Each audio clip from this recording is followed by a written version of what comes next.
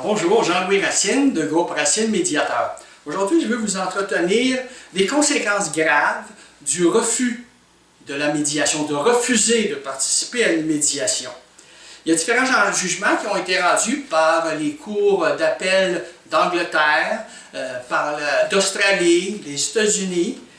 En Ontario, il y a une jurisprudence que je vais vous parler tantôt. Maintenant, si vous googlez « Refuse to mediate », vous allez avoir 440 000 résultats. Et sur certains sites Internet, il y a une liste descriptive de tous les jugements rendus à cet effet que si une partie refuse d'aller en médiation, ça prend des très bonnes raisons. Et c'est un risque financier que l'avocat et son client prennent, un risque sérieux. Voici les critères qui ont été retenus par les juges des cours d'appel concernant le refus de la médiation et les conséquences que ça peut apporter.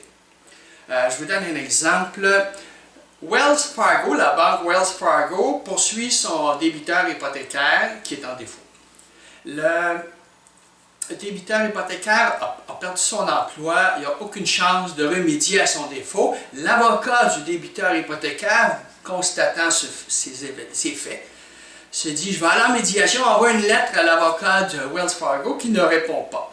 Envoie une deuxième lettre par huissier à l'avocat de Wells Fargo, encore une fois pour proposer la médiation, et l'avocat de Wells Fargo écrit sur la lettre « No way ». Alors, il se parle, l'avocat de Wells Fargo dit à l'avocat du débiteur « J'ai aucune raison de la médiation, on va gagner, on le sait, ton client est encore en défaut, il n'a pas remédié à son défaut, et il peut encore remédier à son défaut. Envoie-moi un chèque, ça va être réglé. » Le client ne peut pas refuser, il ne veut pas remédier à son défaut, alors ça va à la cour et le juge demande à l'avocat de la banque « Pourquoi avez-vous refusé la médiation ?» Et l'avocat de la banque dit « Je sais que vous allez me donner raison, il est en défaut, vous avez toutes les preuves devant lui, on n'a pas de temps à perdre avec une médiation, c'est clair. » Et le juge a souligné l'esprit de collaboration, l'obligation par la loi d'aller en médiation avant d'intenter une procédure, ce qui n'a pas été respecté. Et le refus, malgré les demandes répétées de l'avocat du débiteur hypothécaire, le refus de l'avocat de la banque d'aller en médiation, et pour ça a condamné la banque à payer les honoraires de l'avocat du débiteur qui avait perdu, qui avait totalement perdu. Alors, c'est un exemple. C'est un exemple pour souligner les points que je vais vous mentionner. Les critères que je décris sont ceux que vous pouvez retrouver dans les différentes jurisprudences des cours d'appel.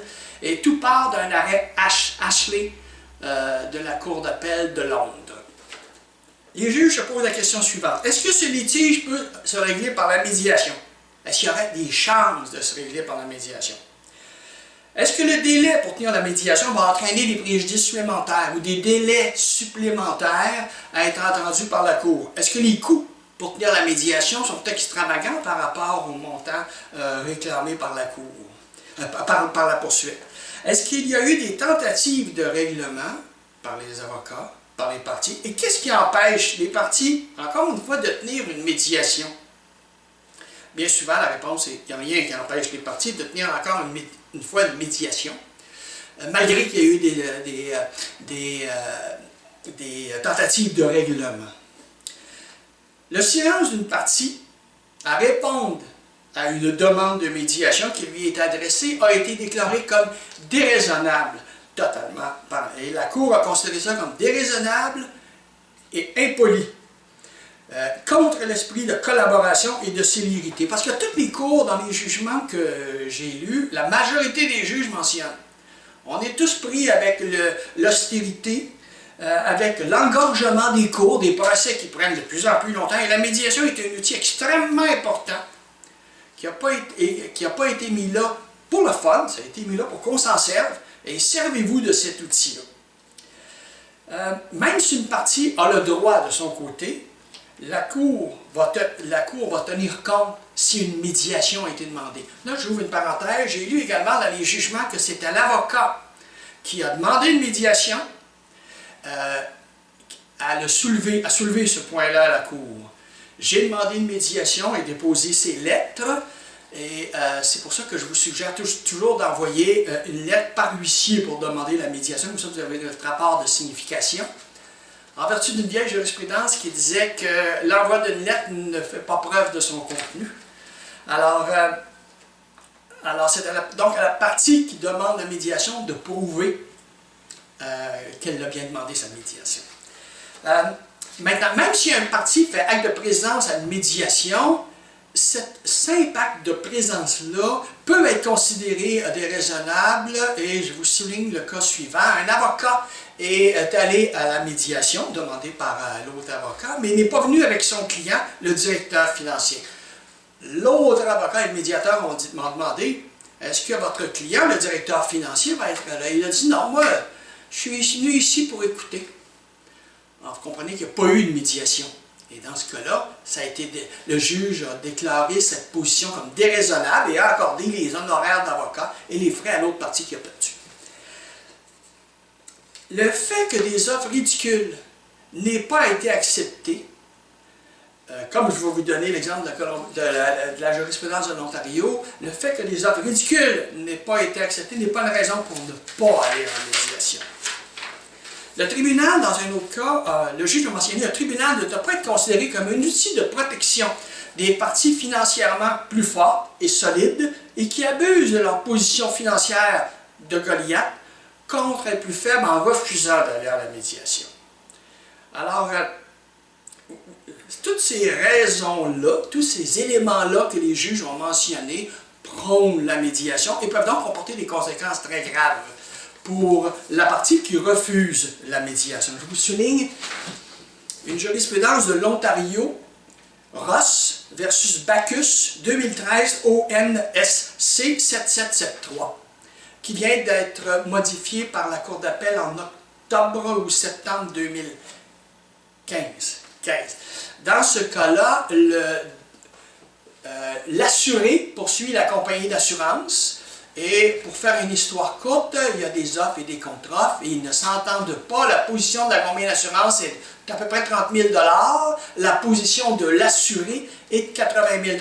Ça va en procès parce qu'ils ne s'entendent pas. La médiation a été demandée dans ce cas-là. La compagnie d'assurance est allée à la médiation et elle est restée très ferme, n'a rien voulu négocier et est restée très ferme sur sa position originale. Mais ils sont allés. Le juge de la Cour supérieure de l'Ontario a mentionné que vous venez en médiation, vous venez à la Cour, pour 50 000 $ entre vous deux. Vous avez fait des offres, des contre-offres, etc. Et finalement, là, vous étiez à 50 000 $ et pas capable de vous entendre, puis vous venez à la Cour. Je considère que la manière d'agir de la compagnie d'assurance qui a les moyens, elle, d'aller à la Cour, mais que je sais que l'assuré n'a pas les moyens, je considère que la compagnie d'assurance a agi de façon déraisonnable en maintenant sa position ferme durant la médiation. Je condamne donc la compagnie d'assurance à payer des dommages.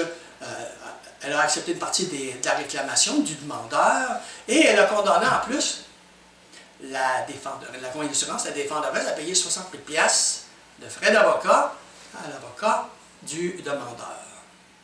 Et le juge a énoncé plusieurs